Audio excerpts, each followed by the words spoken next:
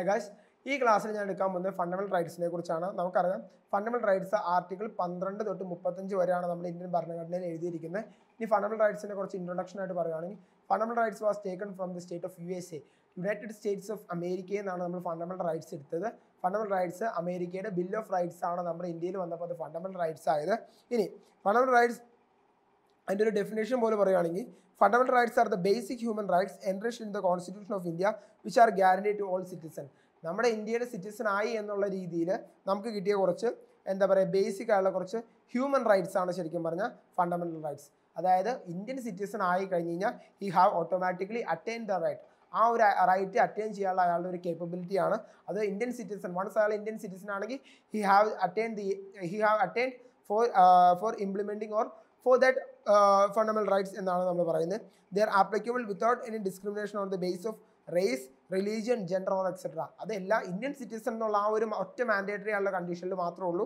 അല്ലാണ്ട് ഒരു വിധത്തിലുള്ള റേസിൽ പിറന്നുവെന്നോ ഒരു ജാതിയിൽ ഒരു വംശത്തിൽ പിറന്നുകൊണ്ടൊന്നും ഫണ്ടമെന്റൽ റൈറ്റ്സ് ഒരാൾക്ക് കുറച്ചോ ഒരാൾക്ക് കൂടുതലോ കൊടുക്കാനൊന്നും പറ്റത്തില്ല. All are equal. എല്ലാവർക്കും ഫണ്ടമെന്റൽ റൈറ്റ്സ് ഒരുപോലെയാണ് ഇന്ത്യൻ സിറ്റിസൺ ആയതുകൊണ്ട് കൊടുക്കുന്നത്. ഓക്കെ, ഇനി ഫണ്ടമെന്റൽ റൈറ്റ്സിൽ നമുക്ക് 6 തരത്തിൽ മെൻഷൻ ഉണ്ട്. 6 തരത്തിലാണ് നമ്മൾ ഫണ്ടമെന്റൽ റൈറ്റ്സിനെ ഇതായിട്ട് ചെയ്യുന്നത്. ഒന്നാമത്തെ റൈറ്റ് ടു ഇക്വാലിറ്റി ആണ്. രണ്ടാമത്തെ റൈറ്റ് ടു ഫ്രീഡം. മൂന്നാമത്തെ റൈറ്റ് അഗെയിൻസ്റ്റ് എക്സ്പ്ലോയിറ്റേഷൻ. നാലാമത്തെ right to freedom of religion. അഞ്ചാമത്തെ കൾച്ചറൽ ആൻഡ് എഡ്യൂക്കേഷണൽ റൈറ്റ്സ്. ആറാമത്തെ റൈറ്റ് ടു കോൺസ്റ്റിറ്റ്യൂഷണൽ റെമഡി. ഇനി ഇതിനകത്ത് പറയാനുള്ള കാര്യം റൈറ്റ് ടു പ്രോപ്പർട്ടി എന്ന് പറയുന്ന സാധനം കൂടി നമ്മൾ ഫണ്ടമെന്റൽ റൈറ്റ് ആയിരുന്നു ആദ്യം. ബട്ട് 44th അമെൻമെന്റ് ആക്ട് 1978 44ാമത്തെ ഭരണഘടനാ ഭേദഗതി 1978 ശേഷം ഡയറക്റ്റീവ് അതായത് നമ്മുടെ ഫണ്ടമെന്റൽ റൈറ്റ് ആയിരുന്ന റൈറ്റ് ടു പ്രോപ്പർട്ടീനെ ഡിലീറ്റ് ചെയ്തു from the list of fundamental rights. And it was just in the case of a mere legal right മാത്രമാക്കി. ആർട്ടിക്കിൾ 300A ഇപ്പോൾ നമ്മുടെ റൈറ്റ് ടു പ്രോപ്പർട്ടീനെ കുറിച്ച് പറയുന്നത്. അത് എന്തുകൊണ്ടാണ് അത് ഡിലീറ്റ് ചെയ്തതെന്ന് ചോദിച്ചു കഴിഞ്ഞാൽ ആദ്യം എന്ന് വെച്ച് കഴിഞ്ഞാൽ നമ്മൾ പറഞ്ഞു ഫണ്ടമെന്റൽ റൈറ്റ്സ് ഒരാളെ എന്താ പറയുക നമ്മുടെ ഒരു ഫണ്ടമെന്റൽ റൈറ്റ് വയലേറ്റ് ചെയ്ത് കഴിഞ്ഞാൽ നമുക്ക് കോർട്ട് പോകാം, ഫണ്ടമെന്റൽ റൈറ്റ്സ് എൻഫോഴ്സ് ചെയ്യാൻ പറ്റുമെന്ന് ഞാൻ പറഞ്ഞു. പക്ഷേ ഈ ഡിറക്റ്റീവ് ഇപ്പോൾ എന്ന് വെച്ചാൽ right to property fundamental right ആയിരുന്നു കഴിഞ്ഞാൽ ഇവിടെ ഒരു തരത്തിലുള്ള ഡെവലപ്മെൻറ്റ് ഇവിടെ ഇന്ത്യയിൽ നടക്കത്തില്ല. വൈ? ബിക്കോസ് ഇപ്പോൾ എൻ്റെ വീടിൻ്റെ നേരെ കുറുകെ ഒരു മെട്രോ വരിക. സോ ഞാൻ എൻ്റെ ലാൻഡ് എന്താ പറയുക ഞാൻ പറയുകയാണ് എൻ്റെ ലാൻഡ് ഞാൻ ആർക്കും കൊടുക്കത്തില്ല.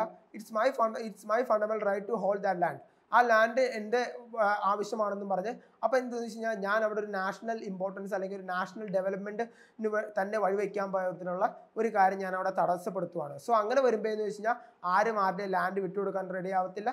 അതുപോലെ തന്നെ എന്താണ് നമുക്ക് എന്ത് ചെയ്യാൻ പറ്റില്ല, ഒരു തരത്തിലും ആ ലാൻഡ് ഒരു നാഷണൽ ഇമ്പോർട്ടൻസിന് വേണ്ടി നമുക്കൊരു ലാൻഡ് യൂസ് ചെയ്യാൻ പറ്റില്ല. സോ പാർലമെന്റ് കൂടിയെന്ന് വെച്ച് കഴിഞ്ഞാൽ ആ ഭരണഘടനാ ഭേദഗതി വഴി റൈറ്റ് ടു പ്രോപ്പർട്ടി എന്ന് പറഞ്ഞ സാധനം ഡിലീറ്റ് ചെയ്തു. And it was just a case of mere legal right മാത്രമാക്കി. ഇപ്പോൾ അതിൻ്റെ പൊസിഷൻ 300A ആണെന്നുള്ള കാര്യം ഓർത്തു വയ്ക്കുക. ഫണ്ടമെന്റൽ റൈറ്റ് ടു പ്രോപ്പർട്ടി ആദ്യം ഫണ്ടമെന്റൽ റൈറ്റ് ആയിരുന്നു, ഇപ്പോൾ അത് ജസ്റ്റ് ഒരു ലീഗൽ റൈറ്റ് മാത്രമാണ്. ഇനി റൈറ്റ് ടു ഇക്വാലിറ്റി എന്താണ്? റൈറ്റ് ടു ഇക്വാലിറ്റി ആണ് ആർട്ടിക്കിൾ 14 to 18 നമ്മൾ പറയുന്നത്.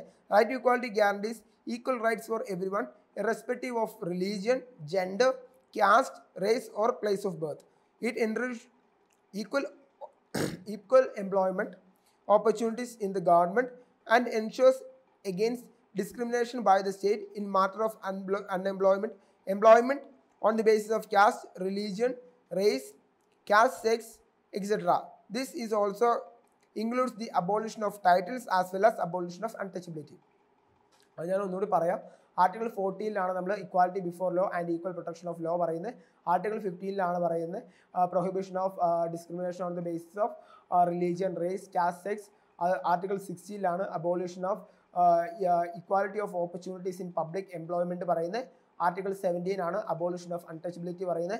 ആർട്ടിക്കിൾ 18 അബോളിഷൻ ഓഫ് ടൈറ്റിൽസ് എന്ന് പറഞ്ഞു കഴിഞ്ഞാൽ ഒരാളും വലുതല്ല, ഒരാളും അതുപോലെ തന്നെ ചെറുതുമല്ല, എല്ലാവരും equal in the eyes of law. പണ്ടത്തെ ആൾക്കാർ നമ്മൾ പറയുന്നത് അത് മേലാളനാണ്, ഇത് കീഴാളനാണെന്ന് അങ്ങനെയുള്ള ആ ഒരു സംവിധാനമൊന്നുമില്ല. എല്ലാവർക്കും മനുഷ്യരാണ്, എല്ലാവരും ഇന്ത്യൻ സിറ്റിസൺ ആണ് എന്നുള്ള രീതിയിലാണ് ഇപ്പോൾ നമ്മൾ പരിഗണിക്കുന്നത്.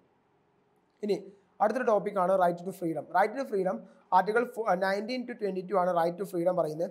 Freedom is one of the most important ideals enriched in the democratic society.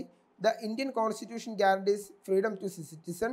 Freedom rights includes many rights such as freedom of speech, സംസാരിക്കാനുള്ള ഇത് അവകാശം അല്ലെങ്കിൽ സ്വാതന്ത്ര്യം. അടുത്ത ഫ്രീഡം ഓഫ് എക്സ്പ്രഷൻ, നമുക്ക് തെളിയിക്കാനുള്ള ആ ഒരു എക്സ്പ്രസ് ചെയ്യാനുള്ള ആ ഒരു സ്വാതന്ത്ര്യം. അടുത്ത freedom to assembly without arms, അതായത് ഒരു തരത്തിലുള്ള ആംസ് ഒന്നും ആംസ് ഒന്നും ഓരോ തരത്തിലുള്ള ആയുധങ്ങളോ ഒന്നും വരുത്താണ്ട് എന്താ പറയുക നമുക്കൊരു അസംബ്ലി കൂടാനുള്ള അധികാരമുണ്ട്, അവകാശമുണ്ട്, സ്വാതന്ത്ര്യമുണ്ട്. അതുപോലെ തന്നെ ഫ്രീഡം ഓഫ് അസോസിയേഷൻ, നമുക്ക് അസോസിയേഷൻ കൂടാനുള്ള അധികാരമുണ്ട്.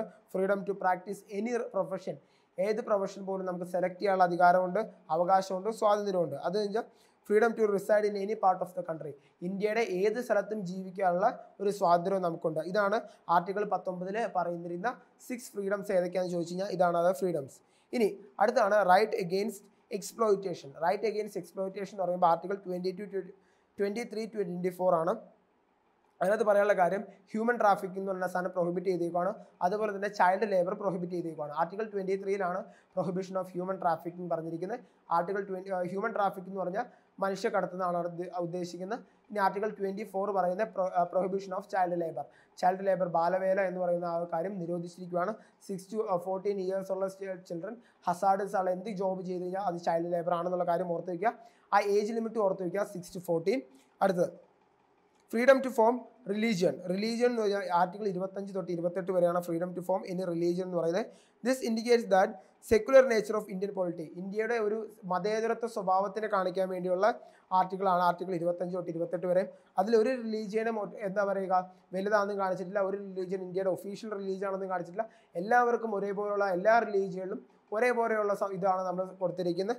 So every religion is treated equally in the eyes of law എന്നുള്ള ഒരു കോൺസെപ്റ്റാണ് ആർട്ടിക്കിൾ 25 to 28 മെൻഷൻ ചെയ്തിരിക്കുന്നത്. അടുത്ത ആർട്ടിക്കിൾ 29 to 13 ആണ് കൾച്ചറൽ ആൻഡ് എഡ്യൂക്കേഷണൽ റൈറ്റ്സിനെ കുറിച്ച് പരാമർശിക്കുന്നത്.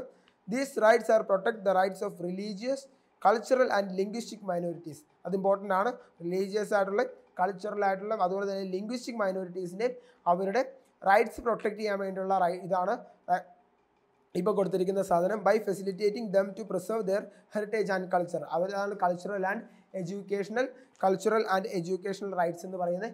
അത് മൈനോറിറ്റീസിൻ്റെ ഇൻട്രസ്റ്റും അവരുടെ കൾച്ചറൊക്കെ പ്രൊട്ടക്ട് ചെയ്യാൻ വേണ്ടിയുള്ള ആർട്ടിക്കിളാണ് ആ article.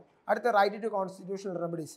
Right to constitutional remedies എന്ന് പറഞ്ഞു കഴിഞ്ഞാൽ ഇപ്പോൾ നമ്മൾ പറഞ്ഞു ആർട്ടിക്കിൾ 12 തൊട്ട് നമ്മൾ ആർട്ടിക്കിൾ 14 തൊട്ട് പറഞ്ഞു we have many fundamental rights എന്നൊക്കെ പറഞ്ഞു.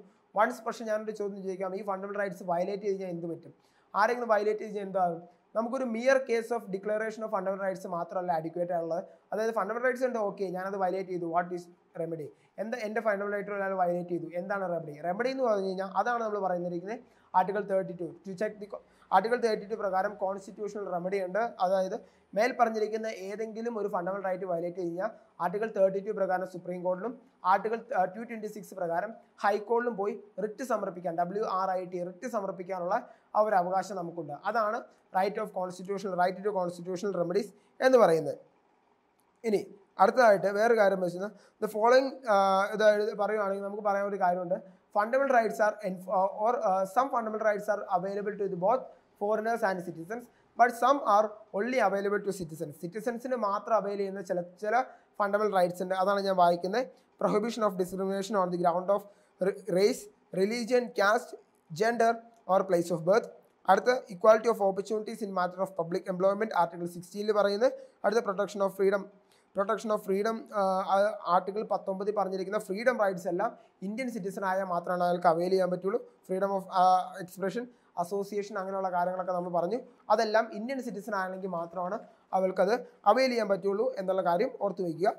ഓക്കെ, ഇനി അടുത്തതാണ് promotion of cultural language and script of minorities. ഇന്ത്യയുടെ മൈനോറിറ്റീസ് തന്നെ ആയിരിക്കണം. അല്ലാണ്ട് ഇപ്പോൾ എന്ന് വെച്ചാൽ അമേരിക്കയിലെ ഒരു മൈനർ ഗ്രൂപ്പാണെന്ന് പറഞ്ഞ് അവർക്ക് ഇവിടെ വന്നിട്ട് ആ കൾച്ചറൽ റൈറ്റ്സിൻ്റെ കീഴിലുള്ള ആ ഒരു ഡെഫിനേഷൻ കിട്ടത്തില്ല, അല്ലെങ്കിൽ ആ ഒരു റൈറ്റ് അവർക്ക് അവൈൽ ചെയ്യാൻ പറ്റില്ല.